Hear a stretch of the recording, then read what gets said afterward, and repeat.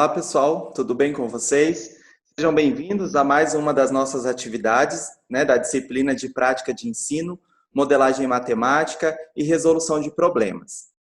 Bom, na nossa aula de hoje, nós temos uma convidada especial, que é a professora Érica, de uma instituição aqui de Maringá, e eu convidei para que ela possa conversar um pouquinho com a gente, para a gente discutir um pouco sobre a resolução de problemas, tá bom? Vou habilitar aqui para que a professora Érica possa conversar conosco. Professora, consegue me ouvir? Consigo, sim. Consegue? Então, professora, seja bem-vinda. Muito obrigado por ter aceitado o nosso convite para conversar aqui com a gente sobre resolução de problemas. Tá? Gente, essa é a professora Érica. Então, professora, fique à vontade para você contar um pouquinho da sua trajetória para a gente, como é que você se encantou aí pela resolução de problemas. E aí a gente pode começar as nossas atividades, tá? Beleza. Primeiro, eu gostaria de agradecer ao professor Wellington pelo convite, Conversar sobre educação matemática, sobre resolução de problemas, é algo que me deixa extremamente feliz, porque é algo que eu tenho me dedicado, não só eu, Diversos pesquisadores têm se dedicado ao longo dos anos aí para estudar um pouquinho sobre e poder contribuir um pouquinho com a formação de vocês, trazendo as minhas experiências na área, me deixa realmente muito feliz. A gente estuda para isso, para poder compartilhar com os pares, assuntos que nos são comuns e coisas que nos ajudam na nossa prática enquanto professores.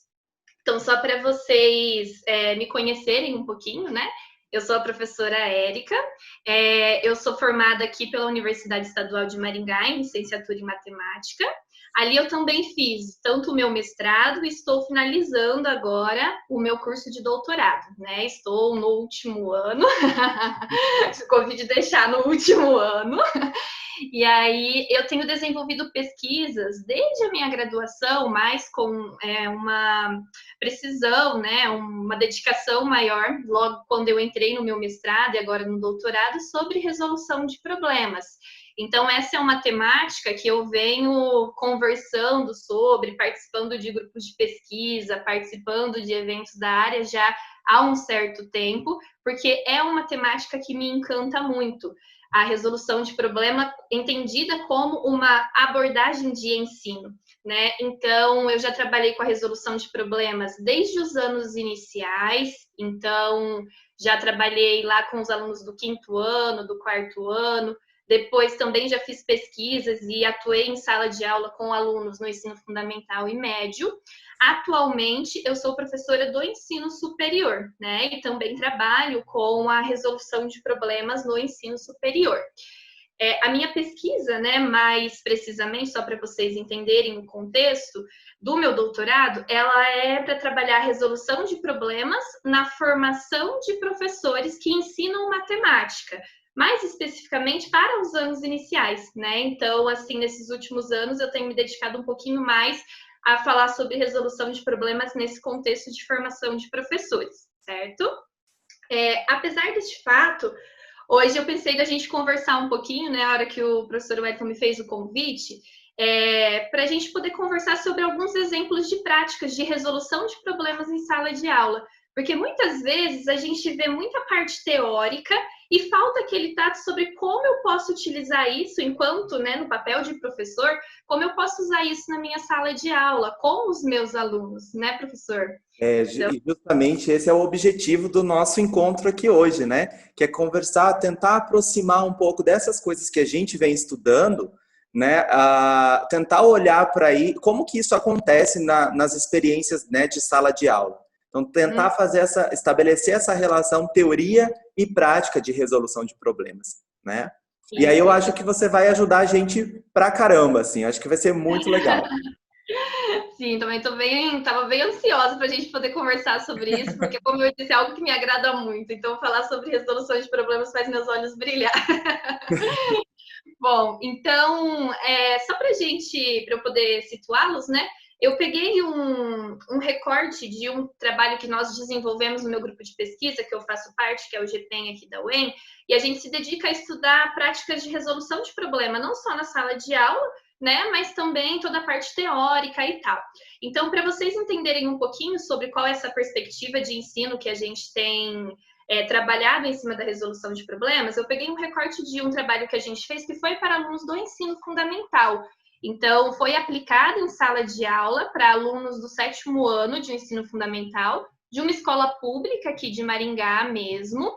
E o nosso objetivo era realmente verificar quais são as potencialidades do ensino de um determinado conteúdo utilizando o ensino via resolução de problemas, né? Então, eu acho que, assim, quando a gente fala em pesquisa, não é importante a gente entender apenas o que dá certo. Existem algumas outras coisas que também não dão certo, né? E nem por isso a gente precisa ficar frustrado, e não só no fato de pesquisa, mas no fato de uma implementação em sala de aula, né, professor? Então, essa atividade que eu trouxe para a gente poder discutir um pouquinho, ela vai falar um pouco nessa perspectiva de coisas que funcionam e algumas coisas também que a gente precisa, como professor, repensar antes de aplicar novamente, né? Porque cada sala é uma sala, cada aluno é um aluno, então o que funciona para uma pode não funcionar para outra, então acho que é uma discussão importante também que a gente pode fazer aqui hoje.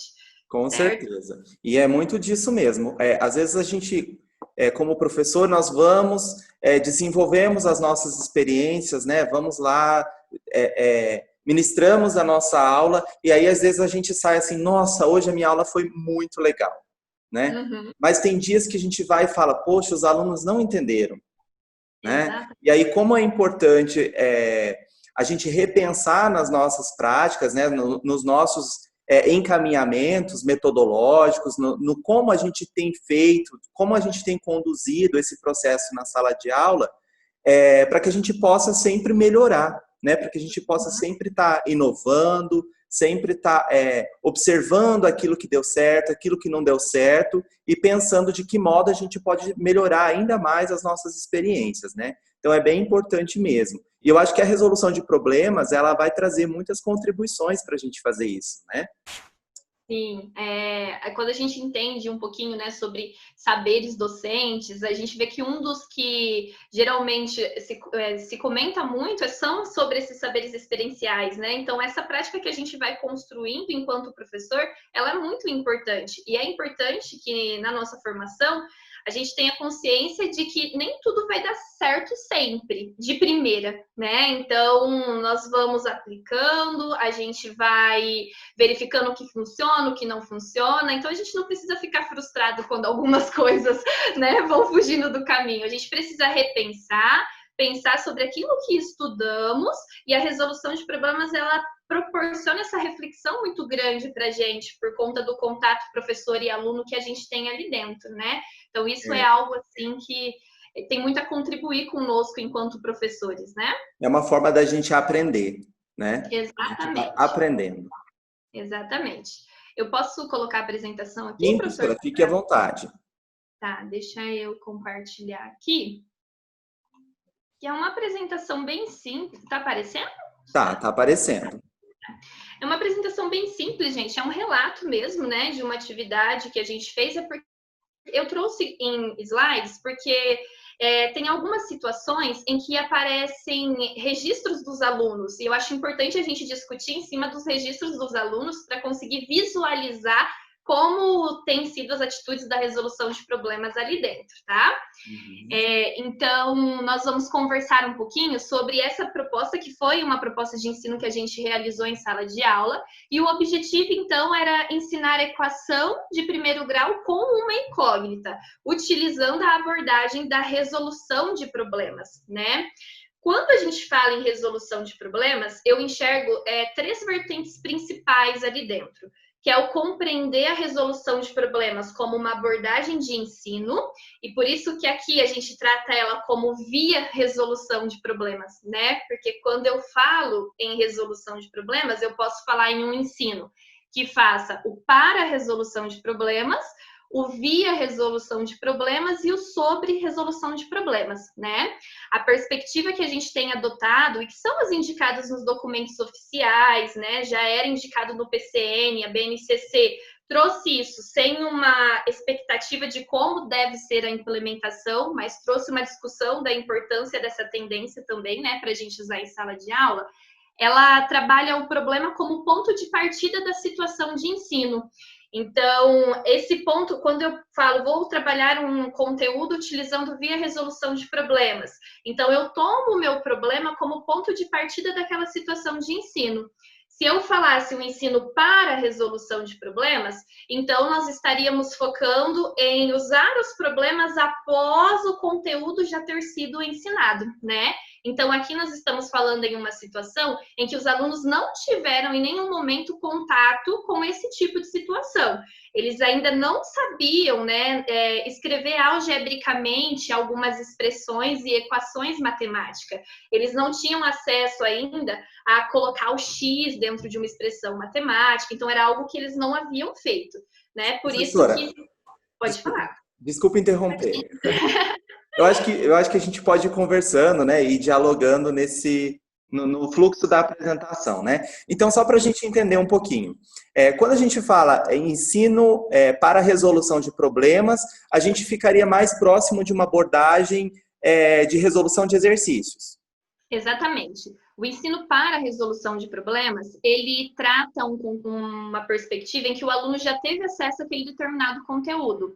Então, os problemas ele vem no sentido de aplicação. Tanto é que muitos autores não tratam mais como problemas, mas sim como exercícios, né? Existe uma discussão muito grande sobre o que é um problema e o que é um exercício. E eu vejo que a principal diferença entre um e outro é exatamente o momento em que você utiliza aquela determinada situação. Então, se eu for utilizar uma situação sem que o aluno tenha tido acesso ao conteúdo que envolve aquela situação, e essa situação matemática que a gente denomina, ela for concebida pelo aluno como algo que ele não tem a resposta de imediato e que ele precisa mobilizar processos cognitivos para poder desenvolver a solução, então eu considero essa situação como um problema. E aí eu aplico ele antes de definir, formalizar determinados conteúdos. E aí, agora, se essa... Pode falar, professor. E aí nós estamos falando de um processo de ensino e aprendizagem via resolução de problemas. Exatamente, exatamente. Aí a gente fala de um processo de ensino via. Essa palavra via, ela tem muita polêmica no Brasil, né? Porque não é uma palavra que veio da nossa língua. Sim. Ela veio de autores como Schroeder Lester, que tratam essa palavra no inglês. Então, se vocês pesquisarem em alguns momentos, né, vocês já devem ter visto, ela vem como através ou como via, né? O nosso grupo de pesquisa compreende como via exatamente por fato do significado da língua portuguesa, do via e do através. A gente, né, não considera o através como uma colocação legal para a gente poder trabalhar em relação ao ensino. Mas alguns pesquisadores, existe um grupo muito forte no Brasil, que é o da Levato e da Onoshiki, né? O grupo da professora Onoshiki, que é uma referência já há anos que fala sobre resolução de problemas. E na maioria das pesquisas, eles tratam com a palavrinha através. Então, só para deixar claro que estamos falando do mesmo assunto, né? Mas depende do tipo de referencial teórico que a gente for utilizar ali, vai aparecer essa diferença entre o através e o via, né? E até a própria concepção da gente do que é ensinar, do que é aprender matemática, né? Está muito alinhado também ao modo como a gente desenvolve isso, como a gente concebe o processo de resolução de problemas, né? E aí talvez por conta de só uma questão de nomenclatura, né? Isso mesmo. E aí, quando nós estamos falando, então, em tudo isso que dissemos, é um ensino via, né? Agora, se eu usar esses problemas, entre aspas, coloco entre aspas, porque eu não os compreendo como problema quando eles são utilizados após a inserção de um determinado conteúdo, então eu digo que estão trabalhando na perspectiva de resolver exercícios. A gente caracteriza isso como aquele ensino tradicional que a gente está muito acostumado a ver nas escolas, né? As pesquisas apontam isso. O professor geralmente ensina determinado conteúdo, depois coloca aquela lista de exercícios para resolver e fazer a parte mecânica. Eu quero deixar claro que isso é importante de acontecer. Eu não estou dizendo que o professor não deva fazer isso. Ele deve. É importante trabalhar com exercício, né, com fixação de conteúdo. Porém, se você quiser fazer um ensino que envolva a abordagem da resolução de problemas, então colocar esses problemas antes de se ensinar o conteúdo é o primeiro processo principal, beleza? Ótimo, perfeito. Bom, então com base nisso, aqui aparece para a gente só o objetivo do que foi, né? Isso aqui acabou virando um artigo depois, mas assim, o nosso objetivo é conversar sobre o procedimento da implementação, mas só para vocês irem entendendo qual é a condução que eu vou dar aqui, né? Para a gente depois, ao final, também poder fazer algumas considerações sobre essa perspectiva de ensino. Então, o nosso objetivo era verificar exatamente como acontece, quais são as contribuições, as potencialidades do ensino via resolução de problemas, para trabalhar com um conteúdo que envolve, então, equação do primeiro grau com uma incógnita. Foram 34 alunos que participaram desse nosso estudo, e eles estavam, como eu já disse, né, no 7º ano do ensino fundamental. A turma não era uma turma nossa, foi de um professor que gentilmente nos cedeu, né, para que nós pudéssemos auxiliá-lo, porque ele entrou em contato com o nosso grupo de pesquisa e nos relatou que tinha muita dificuldade em ensinar esse conteúdo, porque os alunos entendiam como algo muito abstrato, né, porque eles estão acostumados a trabalhar com números e, de repente, eles precisam passar para essa construção algébrica. Então, foi por isso que a gente pensou nessa proposta, né, vamos levar essa abordagem de um jeitinho um pouquinho diferente, envolvendo a resolução de problemas, que é citada por N autores como uma abordagem metodológica que nos auxilia nesse tipo de procedimento, e verificar, né, o que funciona e o que não funciona lá dentro, certo? É justamente isso que a gente tem estudado também nas nossas aulas, sobre a importância de que a resolução de problemas ela configure o ambiente da sala de aula, né? Que ela seja inserida como proposta de ensino e não como uma atividade à parte, né? Como uma abordagem extra à sala de aula, né? Mas que ela faça parte do processo de ensino-aprendizagem do regular, né? Da sala de aula. Exato, porque ela tem potencialidade de contribuições muito grande, porque o aluno, ele é colocado como centro, né? Ele desenvolve os conceitos com base naquilo que ele já conhecia anteriormente. Então, a resolução de problemas, ela necessita sempre ao seu final de que o professor faça uma generalização, uma articulação daqueles conhecimentos prévios com os novos conhecimentos que se quer ensinar, né? Porque o aluno, ele não vai fazer aquilo sozinho realmente. O professor, por meio da resolução de problemas, vai promover ferramentas para que o aluno compreenda aquilo que será ensinado. Então, essa é uma dos principais papéis da resolução de problema, né? Ajudar a construção de conhecimentos novos, utilizando seus conhecimentos prévios. Tanto é que, como eu disse, essa turma não era nossa, mas antes da gente fazer a aplicação, foi necessário conhecer a realidade daquela turma de aplicação. Por quê? Enquanto professores da disciplina, a gente sabe aquilo que os nossos alunos já estudaram, né? O que eles necessitam de uma revisão em relação a esses conhecimentos prévios abordados ali dentro. E quando você não é o professor da disciplina, talvez isso possa ser um empecilho para a sua aplicação da resolução de problemas. Porque o primeiro passo para você utilizar é escolher um problema, é planejar a ação. Se eu não souber, se eu não conhecer o meu público, não tem como eu planejar essa ação toda que será desenvolvida. Então, o conhecimento sobre quais são os conhecimentos prévios que esses alunos têm é, assim, super importante para que a gente tenha sucesso durante o desenvolvimento das nossas aulas, né, em relação à implementação de novos conteúdos. Bom, só para vocês entenderem qual é a perspectiva de ensino que nós utilizamos aqui dentro dessa implementação, tá? Como eu disse a vocês, muito se discute no Brasil sobre o que é um problema, sobre, não só no Brasil, mas a nível internacional, né? Sobre quais são as fases, etapas que as pessoas, o solucionador, desculpa, passa quando ele vai resolver um problema, mas sobre os encaminhamentos de como ser realizado em sala de aula, são poucos grupos que se dedicam a apresentar essa sequência, né? Como eu disse, tenho da professora Onoshiki, que foi, né, um resultado que veio da tese da professora Levato também, e elas têm aquele processo de ensino, aprendizagem, avaliação através da resolução de problemas, que é uma maneira para a condução de ensino que foi colocada. Nós aqui seguimos a condução de ensino que foi proposta por Proença, que também tem a abordagem da resolução de problemas seguindo algumas ações. No caso deles, são 5 ações. Então, como eu faço uma implementação utilizando resolução de problemas? Eu tenho essas 5 ações e eu planejo o meu procedimento em cima dessas 5 ações. Tá? Então, só para vocês entenderem, eu coloquei aqui, mas depois eu vou explicar cada uma dessas ações dentro da implementação, que eu acho que vai ser melhor para vocês entenderem, tá? Só para situá-los que serão 5, né? Então, primeiro procedimento, a gente escolhe o problema que a gente quer trabalhar. Essa, como eu disse, é a parte essencial do seu planejamento.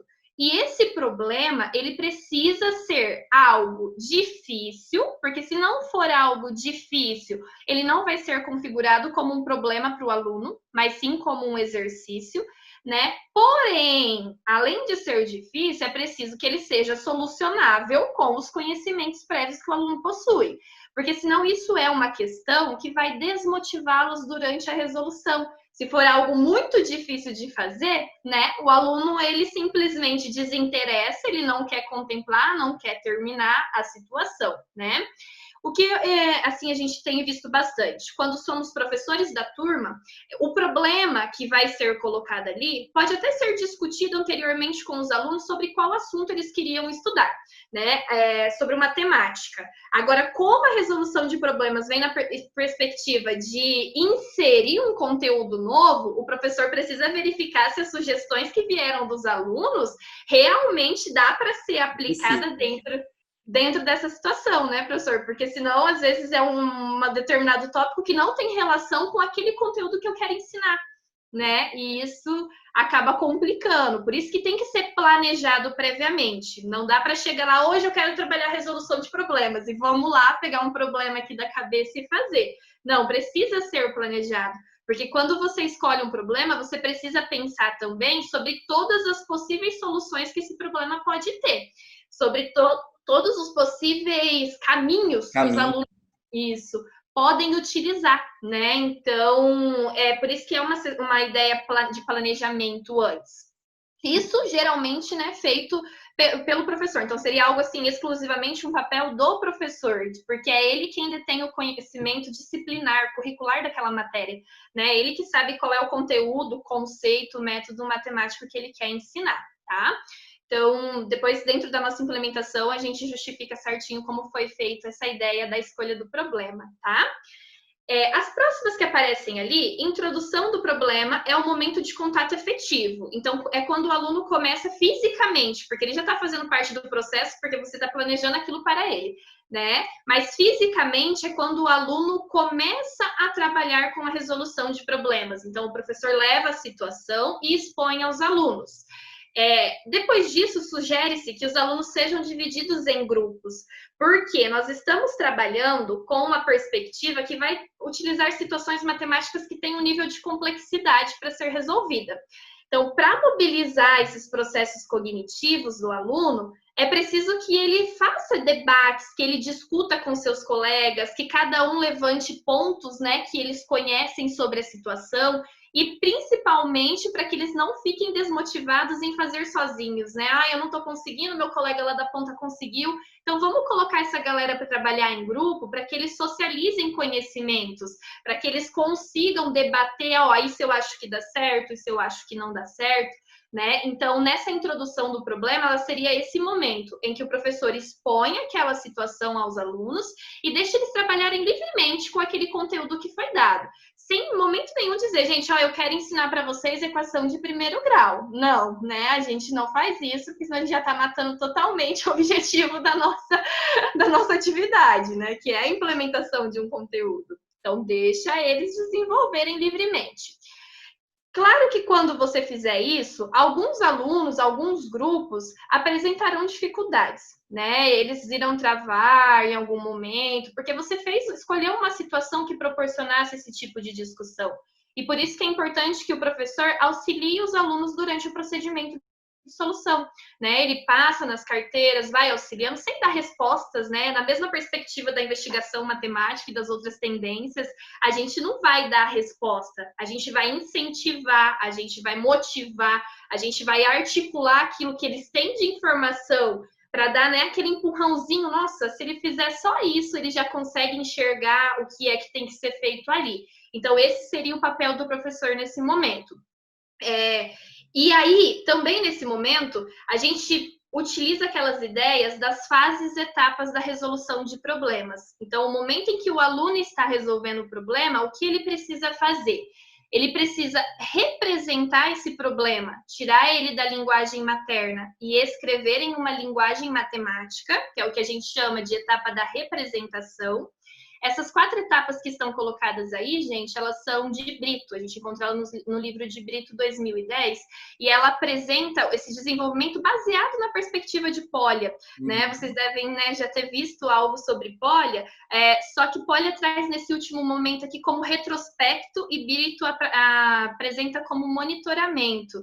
Então, é uma redefinição daquelas 4 etapas baseado não só em Polya, mas em também outros autores que contribuíram para a construção. Tá?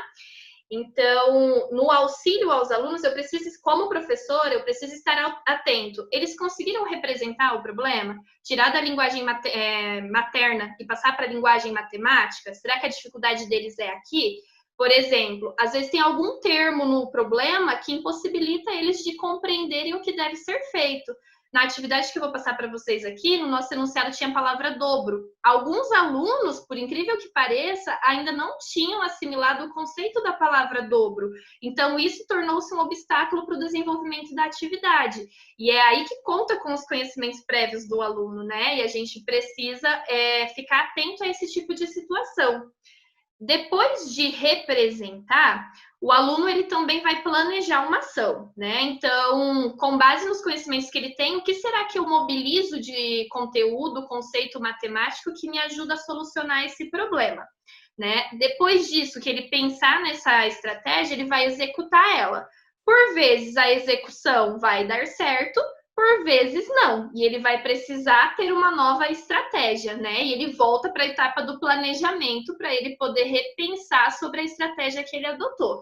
Isso acontece muito quando os alunos usam tentativa e erro, né? Que é um processo que eles podem usar para solução, e aí eles tentam, erram, volta, e isso acontece com frequência, né? E, por fim, a etapa do monitoramento, que seria verificar se a resposta que você deu ao exercício faz sentido. Por exemplo, estou calculando a altura de um prédio de 19 andares. A minha resposta deu 5 metros. Tem alguma coisa estranha aí, né? Então, a minha resposta, eu tenho que ter a observação de que aquilo que eu tive de resposta não faz sentido com o contexto do meu conteúdo. Então, eu preciso voltar e verificar onde é que teve essa falha, né? Então, quando o aluno faz essa volta, acontece a etapa do monitoramento. Então, nós, enquanto professores, durante esse procedimento da solução do problema, precisamos estar atentos a essas 4 fases, né? Quando o aluno apresenta dificuldade, se apresentar, porque tem alunos que também conseguem desenvolver tranquilamente, e auxiliando-os para que eles tenham sucesso durante a solução. E essas 4 etapas, elas são bem discutidas no momento da socialização dos resultados, que a gente chama de discussão das estratégias. Então, ali, nesse momento, os alunos vão até a lousa, né? Eles vão conversar sobre aquele determinado assunto, e aí cada um vai expondo a sua estratégia e vão socializando. E aí, essas etapas, elas ficam bem claras para a gente, enquanto professor, conseguir auxiliar os alunos, aonde ocorreu a dificuldade. né? E após tudo isso, articula-se então as estratégias dos alunos. Essa é a perspectiva de ações que eu desenvolvi essa atividade que a gente vai passar aqui, tá? E encaminhamentos da prática do professor, né, trabalhando conjuntamente com os alunos. Mas eu gostei bastante da tua exposição, professora, porque muitas vezes a gente olha para a resolução de problemas e aí grande parte das coisas que a gente encontra, de fato, é o processo de desenvolvimento pelo aluno, né? Então, assim, se a gente retoma, por exemplo, a concepção de George Polya, ele traz os procedimentos, né? Ainda que isso não seja técnico, mas a gente consegue visualizar como o aluno ele vai se comportar diante daquele problema, né? Exato. Mas esse processo, esse encadeamento didático, né, pedagógico do professor, essa abordagem, isso fica muito explícito para nós, né? Exatamente, como eu disse, muito se discute sobre essa parte de como o aluno se comporta perante o ensino, como eu analiso uma construção do aluno, né? Então, sempre que a gente fala em resolução de problemas, e nas outras tendências também ocorre isso, é importante que o aluno registre tudo aquilo que ele foi desenvolvendo ao longo do processo, né? E com base nesse desenvolvimento e nessa parte teórica apresentada tanto por Brito, que foi uma reorganização de Polya, a gente consegue enxergar isso muito forte. Né? Mas nós, enquanto professores, também precisamos entender qual é o nosso papel ali dentro, como nós devemos nos posicionar perante essa situação e como a gente pode contribuir para que o aluno consiga ter êxito durante o desenvolvimento desse tipo de sequência, né? E para que isso se caracterize de fato como uma resolução de problemas. Né? Enquanto abordagem de ensino, né?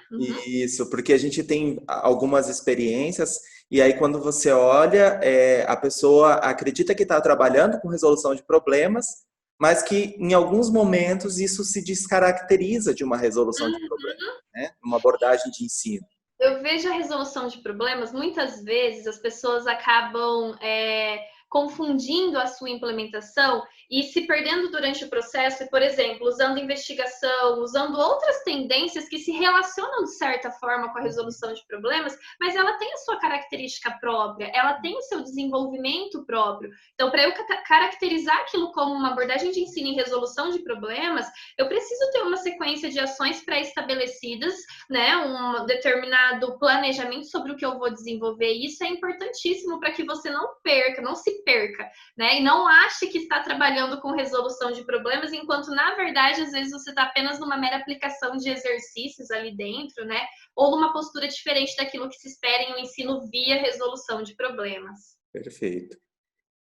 Bom, aqui, deixa eu só colocar para o ladinho a nossa tela. Aqui é sobre já a implementação em si, tá? Então, o que nós pensamos no momento da primeira ação, que seria a escolha do nosso problema?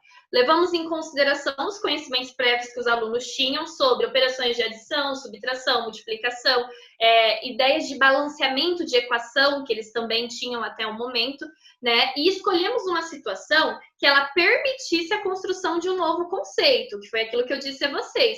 É importante verificar se essa situação ela é limitada ou ela tem potencialidade para eu adentrar um novo conteúdo.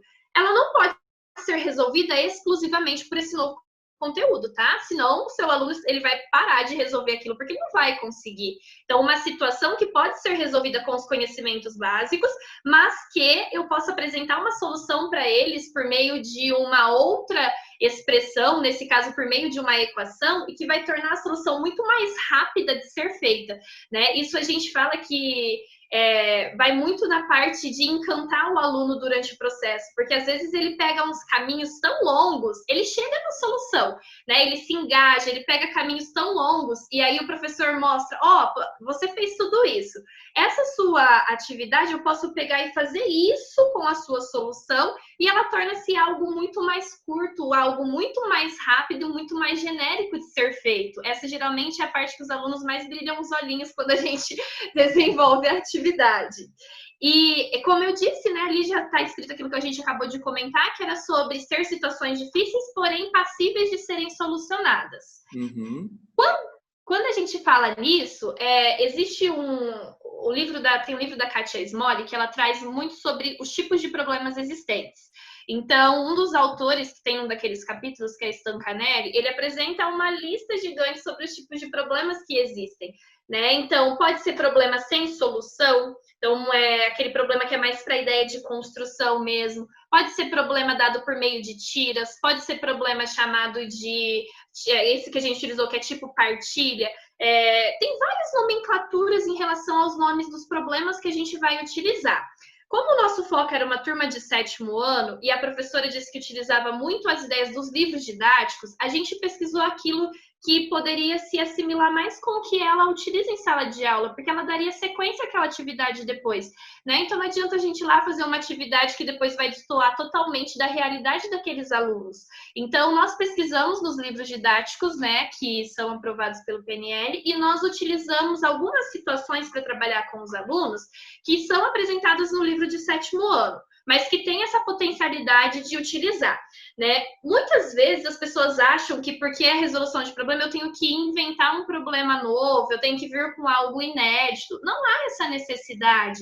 Os livros estão aí para isso. Existem muitas coisas boas nos livros que podem nos ajudar em sala de aula, né? E se você pensar na realidade de um professor que tem muitas turmas, se ele tiver que ficar parando toda hora para elaborar uma situação inédita, isso vai gastar o dobro, o triplo de tempo, né? Então, os livros didáticos, eles podem sim ser um recurso que nos auxiliam durante esse procedimento. E essa daqui foi uma situação que veio de um livro didático mesmo, que é chamado, então, de problema tipo partilha.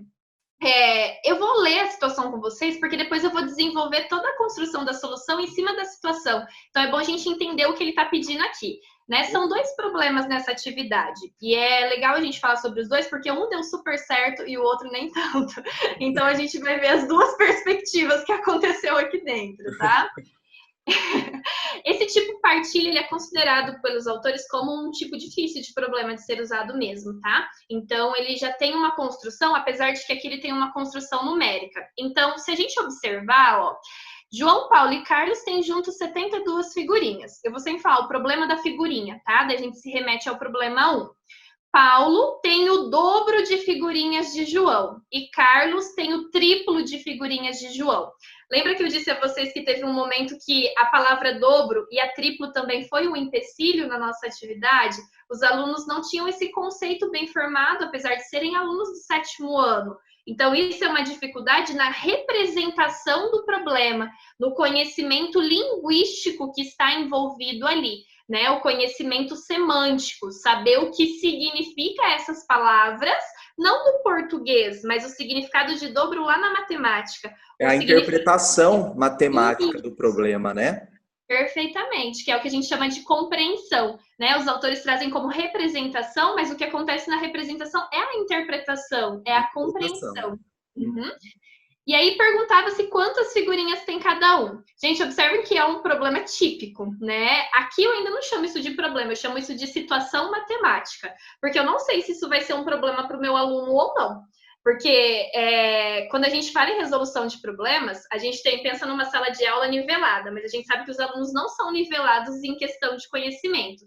Então, pode ser que para mim isso seja um problema e, por exemplo, o professor Wellington, isso não seja um problema, porque ele já domina aquele conteúdo e eu não, né? Então, algumas situações, elas podem... A gente fala assim, sempre que eu vou começar a trabalhar, eu estou com uma situação matemática. Quando eu expor isso aos meus alunos, aquilo vai se caracterizar como problema ou não. Depende de como eles vão se portar durante a solução. Se eles precisarem mobilizar aqueles processos cognitivos, né? Pensar lá na sua estrutura mental, o que ele tem que organizar para resolver, então eu digo que isso é um problema, né? E na nossa situação se classificou. Sim, prof.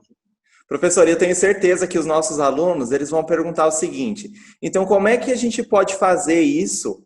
Como é que a gente pode propiciar, dentro de uma turma de 30, 40 alunos, né, uma prática com resolução de problemas? Como é que eu posso apresentar para os meus alunos, para a minha turma de 30, 40 alunos, e que aquilo se caracterize de maneira geral, como um problema? Um problema. Então, como a gente está falando no problema como uma perspectiva de ensino via, o aluno não estudou o conteúdo. Então, eu vou pegar um problema que ele tem aqueles conhecimentos prévios, né, que os ajudarão, mas que essa situação, ela não seja algo imediata. Isso a gente consegue garantir por meio dos conteúdos que os alunos estudaram previamente. É diferente de você, por exemplo, pegar uma turma em que você tem alunos que já reprovaram de série. Então, esses alunos, por exemplo, que estão fazendo novamente essa atividade, isso acontece muito no ensino superior, né? Por exemplo, às vezes eu hoje ministro, por exemplo, disciplinas de cálculo, disciplinas de geometria analítica, e a gente tem muitos alunos que às vezes já frequentaram aquela disciplina. E ali dentro é muito difícil você conseguir falar, ó, aqui com certeza eu vou trabalhar com a resolução de problemas, porque esses alunos, eles não detêm o conhecimento dessa situação. Porque se eles já foram expostos a esse conteúdo alguma vez na vida, né, aquilo não vai ser um problema para ele. Ele pode ter dificuldade para resolver, pode, mas não é de acordo com a definição que a gente adota para problema, um problema para ele, certo? Então, assim, quando eu quero ensinar um conteúdo novo e aquilo vai ser configurado como uma situação que dá abordagem para esse conteúdo novo, nem que seja no momento da articulação, isso se configurará como um problema para ele. Pode ser que no momento que ele pega essa atividade, né, e ele começa a resolver, fala, não, dá para fazer assim, assim, assim, beleza. Ah, eu não achei que isso foi um problema, achei que foi fácil. E aí você expõe para ele naquele conteúdo novo e ele precisa fazer essa mudança, essa generalização, essa formalização, isso torne-se um problema para ele. Né? Então, eu digo assim, quando é ensino superior, que você trabalha muitas vezes com muitos índices, às vezes, de dependência e tal, trabalhar com resolução de problemas é algo que fica muito difícil em sala de aula. É um desafio, porque você tem que pensar numa situação que articule, mobilize muitos conceitos distintos, né? Então, o aluno tem que enxergar aquilo como um desafio. E a gente consegue garantir isso, entre aspas, pensando nos conteúdos que eles já estudaram até o momento. Né? Então, é complexo, professor. Essa é a discussão, assim, que é o pontinho da resolução de problemas. Não é uma tendência que você consegue usar sempre. Depende muito do seu público. Então, por isso que no começo eu disse que depende muito da minha turma. Às vezes eu estou numa turma que eu vou lá e todo mundo concebeu aquilo como problema. Uhul, beleza. Troco de turma. Cheguei lá naquela turma, pronto, os alunos fizeram 2 minutos, está resolvido, você fala para eles, não foram um problema. Então, você tem que pensar numa nova prática. Por isso a importância do professor conhecer o seu público, né? Exatamente. Não, mas os seus alunos. Exatamente. Isso seria, sim, acho que algo primordial, né? O conhecimento dos alunos sobre o que eles sabem e o que eles não sabem. Bom, só para a gente fechar essa primeira parte da escolha do problema, a segunda seria sobre um problema denominado de tipo transformação. Aquele primeiro problema que eu passei para vocês, ele é o que mais aparece nos livros do 7º ano. A gente tem a pesquisa de Almeida e Santos que apontou isso.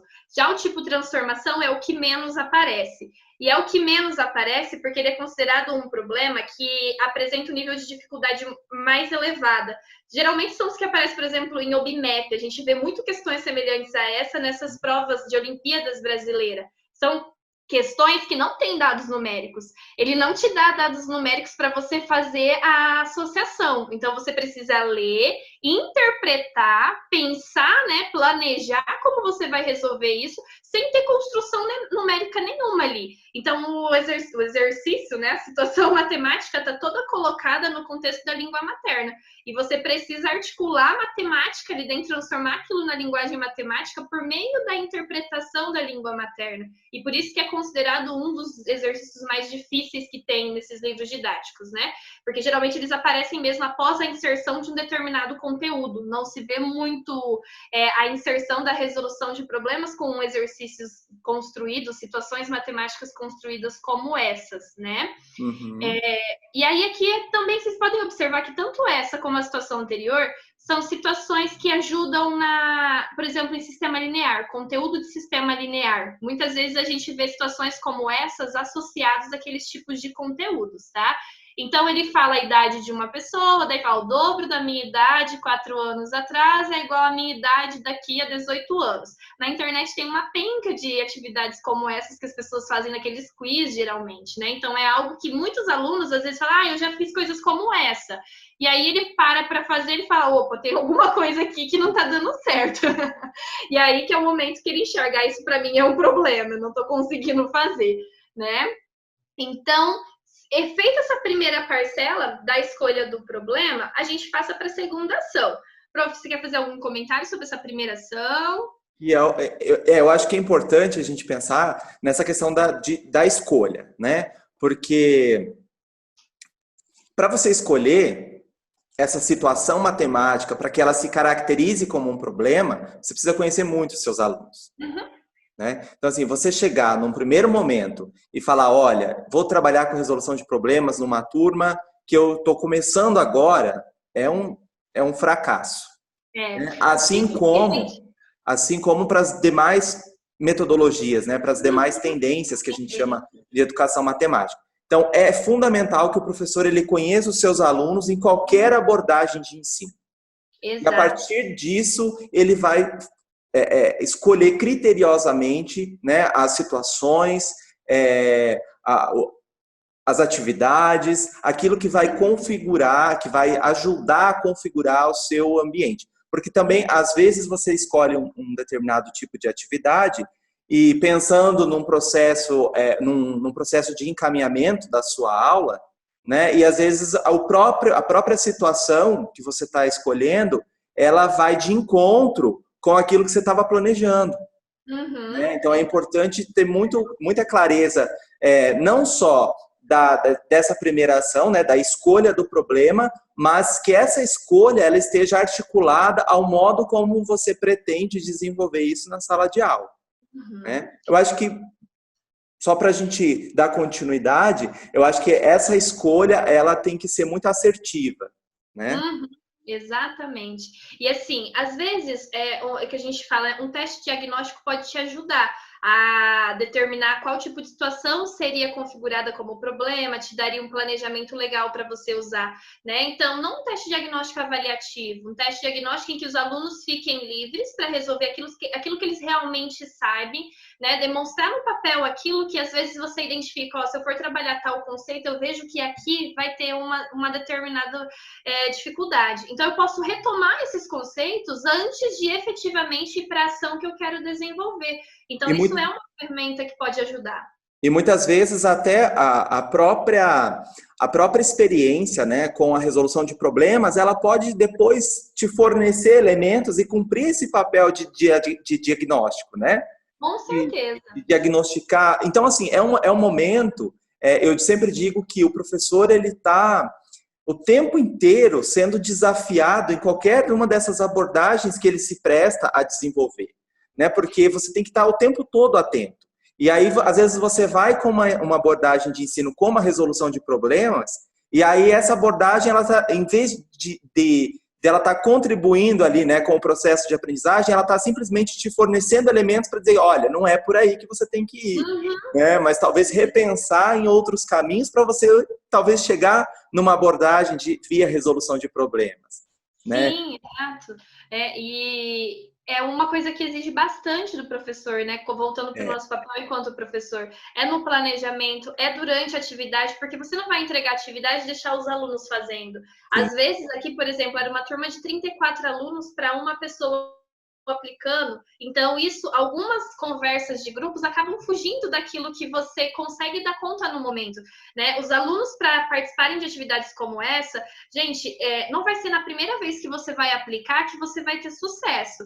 Porque se os seus alunos não estão acostumados a trabalhar com tendências metodológicas, eles não têm esse papel, né, de ser o centro do desenvolvimento da atividade, até eles construírem essa postura, a gente vai sentindo dificuldade para desenvolver as atividades, né? Então, é uma questão, assim, que precisa do trabalho do professor para com os seus alunos, mas esses alunos precisam estar com uma maturidade para desenvolvimento desses tipos de situação. E o que vai fazer isso? O desenvolvimento, ao longo do processo, de várias atividades como essas, né? Não só da RP, mas também das outras tendências, certo? Perfeito. Bom, na segunda ação, só para a gente complementar o que falávamos, sobre a introdução do problema, o que nós fizemos? Nessa turma, nós dividimos os alunos em 7 grupos. Gente, não existe um número fixo de pessoas para você dividir os grupos, né? Você verifica de acordo com a quantidade de alunos que você tem, com a quantidade de espaço, porque a mobilização do espaço também é bacana para que os grupos eles tenham um certo distanciamento para que eles se conversem entre si apenas, porque a socialização, a articulação que é feita depois, a discussão da estratégia é entre grupos. Então é importante que cada grupo tenha feito, né, desenvolvido o seu tipo de estratégia ali durante o processo. Então, quantas pessoas eu vou dividir, quantos grupos, depende do seu público, da sua realidade de sala de aula. E aí o que nós fizemos foi a entrega daquele primeiro problema, que foi o problema das figurinhas que eu disse a vocês, né? Deixamos os alunos livres para poder resolver, e no primeiro momento eles leram, né, a atividade, porque assim, nós não aconselhamos que o professor faça a leitura da atividade para eles, a menos que seja uma atividade para alunos dos anos iniciais, porque daí os alunos dos anos iniciais têm uma perspectiva diferente, né? Eles ainda têm dificuldade na leitura, então talvez essa leitura contribua. Mas aqui, como eram alunos do 7º ano, que já tem essa habilidade de leitura desenvolvida, quando você faz a leitura do problema para o aluno, você pode estar enfatizando algumas partes que você quer que ele preste atenção e tirando dele a possibilidade de entender que ele precisaria trabalhar com atenção sobre aquela palavrinha, né? Porque a gente às vezes não quer, mas sem ser tendencioso, você pega o problema, vai ler e fala o dobro, tal, e continua lendo o triplo, então, né? A gente tem que ter essa cautela. O aluno faz parte da interpretação do problema, é ele realizar a leitura. Então, por isso que a gente já dá uma situação em que ele consiga, na linguagem dele, né? Que ele consiga entender o que está falando ali, para que não precise ter esse momento de explanação do professor. Bom, aí, então esse momento, como eu disse, os alunos ficaram livres, eles foram lendo o problema, discutindo entre eles e já pensando, né, entendendo o que é que eles tinham que encontrar de resposta para aquela situação que foi colocada. Isso tanto durante o desenvolvimento do primeiro como do segundo, tá? Nós fizemos assim, entregamos o primeiro, continuamos com as ações para esse primeiro problema. Eles auxiliamos, eles discutiram e articulamos. Depois a gente entregou a segunda situação, tá? Então foi em 2 momentos distintos, que daí a gente queria ver o que acontecia ali. A articulação final do conteúdo foi feita após apenas os 2 problemas trabalhados, que é a passagem do conteúdo como uma equação mesmo, né? E aí, nesse momento do auxílio aos alunos, que foi quando eles estavam resolvendo, o que nós fazíamos, né? Passávamos olhando e identificando possíveis erros dentro daquelas etapas dos procedimentos de solução que a gente já conversou, e o que se destacou para a situação que nós colocamos foi na representação, a dificuldade para o problema 1 em entender o que era dobro e triplo, então isso tornou-se um obstáculo para os alunos encontrarem a solução daquela situação que foi colocada. Enquanto que no problema 2, eles entenderam o que estava escrito, apesar de ser uma situação que não tem números.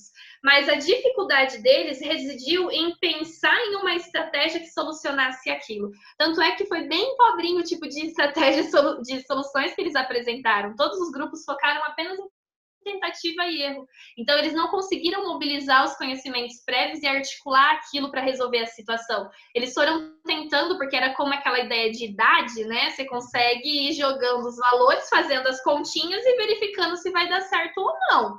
Mas foi o que eles fizeram aqui. Então, eles tiveram muita dificuldade de planejar uma ação diferente, buscar estratégias diferentes. E como era uma situação que, para você escrever ela como uma expressão, você precisa colocar parênteses, porque era algo relacionado com 2 vezes, né? O dobro da idade. Então, você tinha que fazer 2 vezes o parênteses ali. Nossa, esse parênteses, eles tinham muita dificuldade de enxergar onde que era para colocar. Alguns alunos tentavam e depois acabaram indo para a ideia de tentativa e erro. E outra coisa, pensar como aquela expressão, ela poderia ser relacionada a uma igualdade. Porque para eles, nós percebemos assim, que eles estavam muito presos aqui, coisas que geram igualdade tem que ser uma coisa escrita já. 2 mais 3 igual a 5, né? Então, não que eu consigo ler interpretar e falar, ó, tal coisa é igual a tal coisa, que era a idade, né? Uma idade relacionada com o símbolo de igualdade a outra idade. Então, isso foi, assim, uma dificuldade que eles tiveram muito grande na hora de planejar qual tipo de estratégia eles poderiam utilizar ali para desenvolver. Vocês podem perceber que a gente ficou bastante tempo falando sobre a escolha, porque a escolha que norteia todos os outros processos, né? Então, ali é exclusivamente o papel do professor. As outras ações, que é a introdução, é o momento que os alunos estão resolvendo, então o seu papel ali é de observador num primeiro momento. O segundo, que é quando... O terceiro, né? Desculpa. Que é quando você passa orientando, você precisa verificar as dificuldades e dando incentivos, né? E a gente precisa muito fazer isso. Teve um grupo que ele estava super desmotivado desse set. Um grupo ele não queria fazer, e aí eles começaram a conversar sobre outros assuntos, né?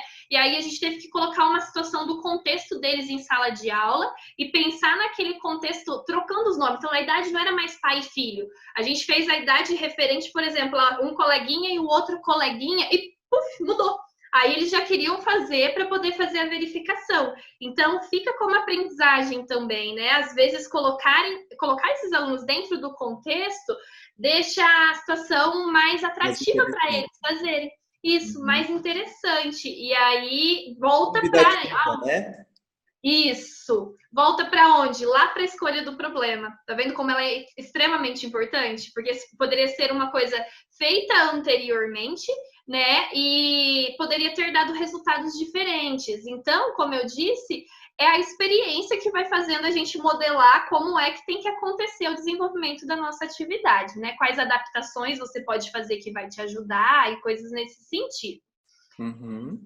Bom, depois então desse momento, nessa quarta ação, aqui eu trouxe para vocês só verificarem quais foram os tipos de soluções que eles apresentaram. Observem que para o problema 2, dois grupos não fizeram, nós deixamos de maneira genérica, né? Que eram 7 grupos, então chamamos de G, e de acordo com a numeração. E 2 grupos não fizeram. Todos os outros fizeram e utilizavam tentativa e erro, né?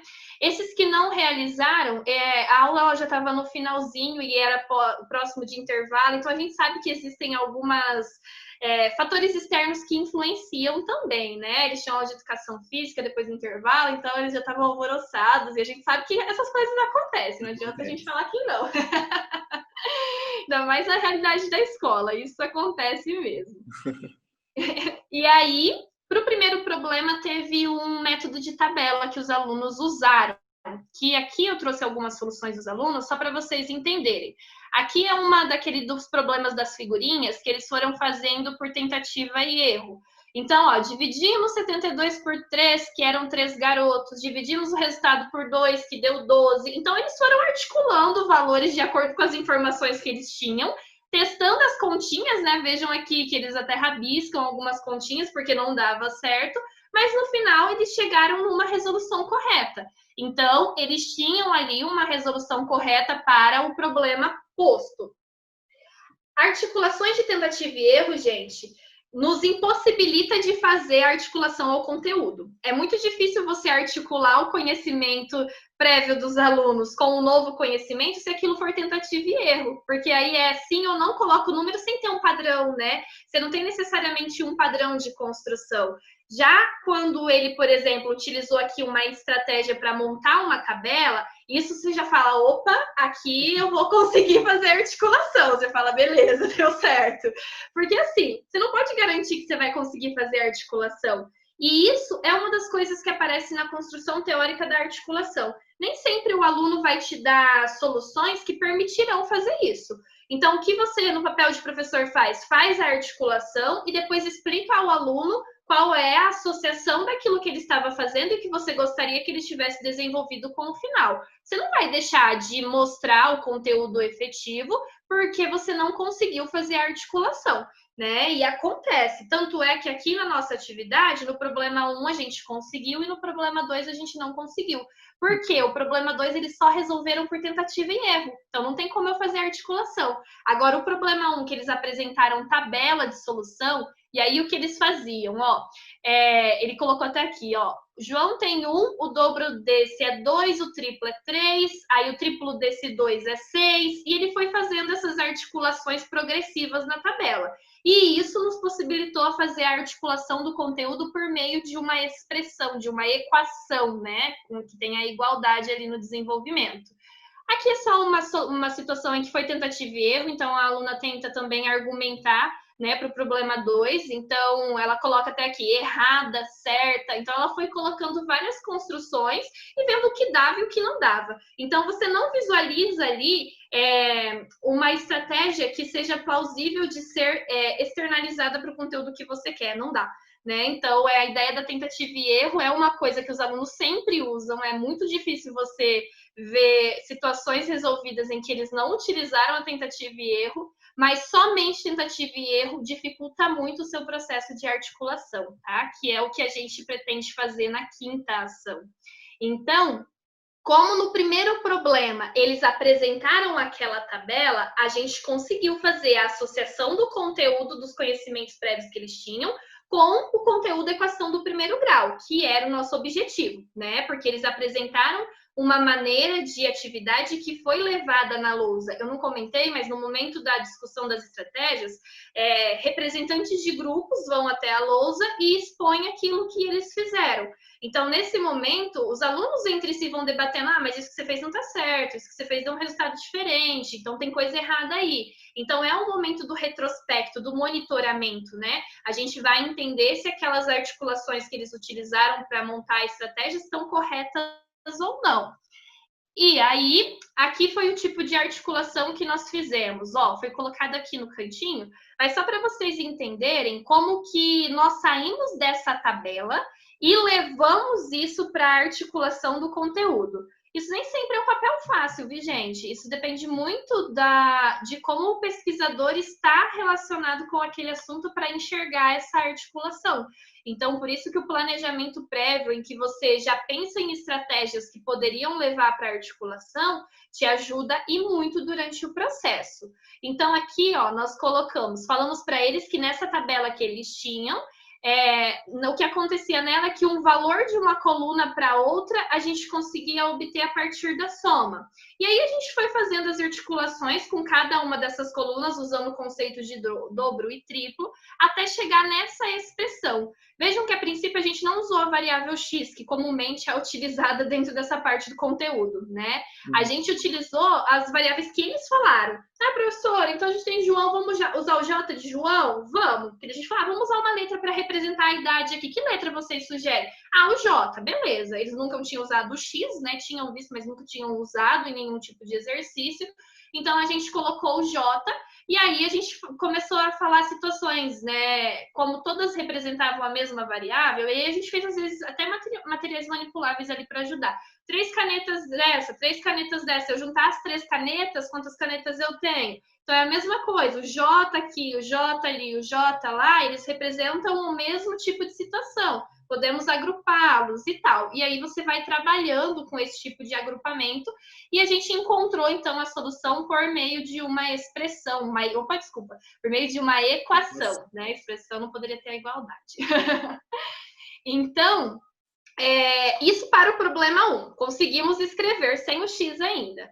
No problema 2 não teve como, porque não deu para tecer articulação, eles não tinham estratégias para isso. Eu não posso ir lá e pegar uma estratégia minha e mostrar para eles, porque isso não contribui para a aprendizagem. Contribui para a aprendizagem aquilo que o aluno pensou sobre, resolveu sobre e foi lá e externalizou. Se ele não pensou sobre essa situação, não é porque eu quero que isso seja trabalhado como uma articulação da resolução de problemas que eu vou colocar nele uma solução, tá? Então, nós simplesmente colocamos a forma algébrica que nós queríamos diretamente, que isso é sugerido por Proença, que quando você não consegue fazer a articulação, você apresenta isso de maneira direta, não tem problema nenhum, porque a gente ainda teve a bonificação do problema 1 ter dado certo. Por isso que a gente sempre aconselha, pense em 2 situações, porque uma pode dar super certo e a outra não. Então, você tem uma carta na manga, né? Então, se as 2 der certo, ótimo. Se uma funcionar, você já consegue utilizar isso para o seu procedimento de articulação. E aí, foi isso que nós fizemos. antes de colocar o problema 2 com o x, nós voltamos e explicamos para eles que o x é a variável que geralmente é utilizada na matemática, e trocamos o j pela variável x. Até porque depois eles iriam utilizar no livro didático deles expressões como x assim numa quantidade gigantesca. Então a gente quis trazer para a mesma linguagem da realidade que eles utilizavam ali. E mostramos como funcionaria a questão da figurinha utilizando o x. E depois nós montamos de maneira direta com eles essa expressão, essa segunda equação. Vejam que o uso de parênteses que eu falava antes era esse parênteses aqui que eles apresentavam a dificuldade, né? Então, essa articulação foi feita com um conteúdo novo, e aí o menino que tinha feito aquela tabela enorme falou: nossa, professora, era só ter colocado assim? Era, só que agora você entendeu por que era só ter colocado assim. Aquela sua tabela te deu elementos, né, construtivos para que você fizesse esse tipo de situação.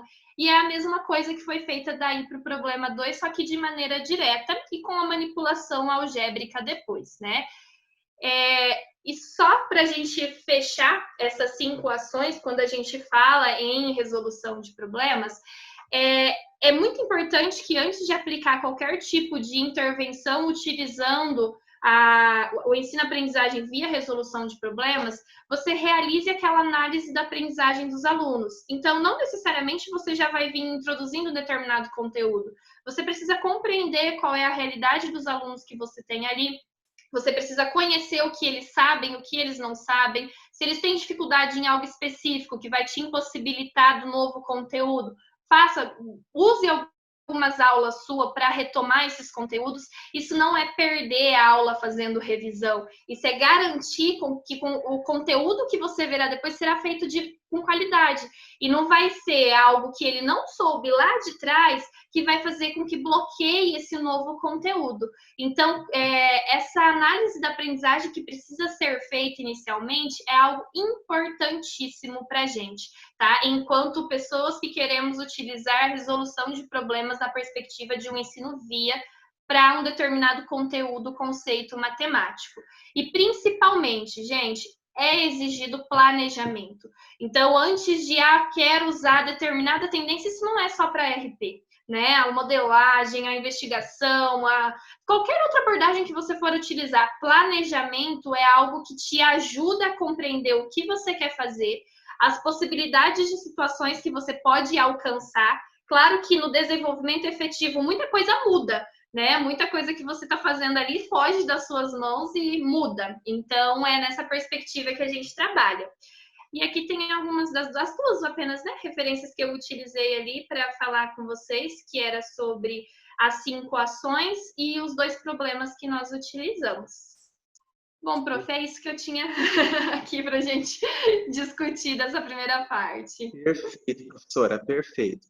Você pode encerrar a apresentação para nós? Consigo. Stop. Pronto.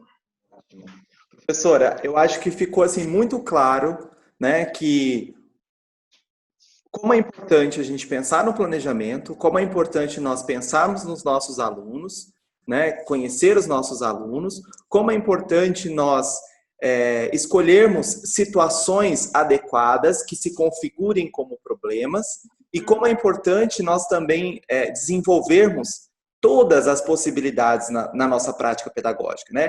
É como você disse, um exercício, ele também cumpre o seu papel, né? Então, assim, não é a resolução de problemas que vai resolver todos os problemas do processo de ensino-aprendizagem da matemática, assim como não a modelagem, assim como não a etnomatemática e as demais possibilidades metodológicas que nós temos, né, pedagógicas, né? Mas é importante que a gente tenha clareza do que cumpre, né, do que possibilita essas possibilidades, né, do potencial que elas têm, elas podem contribuir, do né? quanto elas podem contribuir nesse processo, né, nesse desenvolvimento. E é importante que essas situações, pensando especificamente na resolução de problemas, elas deem subsídio para que os alunos avancem, né, para que eles consigam partir de um conhecimento prévio, né, para um conhecimento mais elaborado, e é isso independente se o professor ele vai, talvez, como aconteceu no problema 2, que vocês foram lá e resolveram, né, o problema algebricamente com eles, mas é importante que os alunos eles tenham contato com essas situações, né? E que essas situações sejam favorecedoras desse desenvolvimento. Exatamente. Então, eu acho que ficou muito esclarecedora a sua fala nesse sentido, e é justamente sobre esses aspectos que nós temos conversado também na disciplina, né? Seja aí como orientação nos documentos curriculares, como os PCNs, a BNCC, né? Ainda que isso apareça implicitamente, não tão explícito, né? Mas como é importante a gente parar e pensar nessas coisas para que a gente possa desenvolver as nossas experiências mais próximas daquilo que os pesquisadores, né, as pessoas que têm trabalhado com isso, têm socializado e compartilhado com a gente.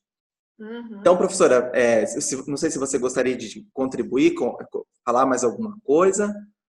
Não, é isso mesmo, né? É, igual você disse, uma coisa que é bem importante de ser frisada, que a gente acabou que eu não coloquei na minha fala, mas é algo importante, é que não é nenhuma tendência, nenhuma aplicação que vai resolver todos os problemas que a gente tem em educação, né? Elas são coisas que a gente enxerga como realmente favorecedora da nossa atividade, do nosso conhecimento, tanto para nós enquanto professores e para os alunos enquanto pessoas que estão ali em busca do conhecimento daquele determinado assunto, né? Então, tem muito a contribuir, independente de você pensar nessa situação como algo que vai ser desenvolvido ao longo do processo e que o aluno vai compreender de primeira, ou se é uma situação que você vai precisar passar por diversas vezes, né, até que o aluno se acostume com aquela situação, e você como professor também tenha clareza sobre como efetuá-la, né, mas são assim, a RP em específico, né, não só ela, mas como as demais, são tendências que têm muito a contribuir sim com a formação dos seus alunos, e não tirando, igual a gente disse, as ideias de resolução de exercícios também são importantes. A gente até fala que após todo esse processo, quando você ensina o conteúdo, trabalhar sim com exercícios de contexto. Então, não só o calcule, não só o efetue, né? É importante que a gente sempre esteja desenvolvendo todas as possibilidades cognitivas do aluno. Então, essa perspectiva de vamos trabalhar situações com contexto, que eles precisam pensar, que eles precisam mobilizar os conhecimentos, são muito importantes. Perfeito. Professor, então, obrigado novamente por estar aqui contribuindo com a formação dos nossos alunos. Eu tenho certeza que eles ficarão apaixonados, né, por essa conversa que nós tivemos. Então, eu agradeço mais uma vez a sua presença aqui, ainda que virtualmente, para a gente conversar sobre a resolução de problemas. Você, como professora, como pesquisadora da área, certamente contribuiu muito com as suas reflexões e com as suas experiências enquanto professora e enquanto pesquisadora de resolução de problemas, tá? Muito obrigado. Eu agradeço muito o convite, me senti muito lisonjeada de poder falar sobre esse assunto que eu tanto amo com vocês, e fico à disposição aqui para quando vocês precisarem conversar um pouco mais sobre esse assunto. Então tá ótimo. Professora, muito obrigado. A gente vai se falando. Um abraço. Beleza, obrigadão.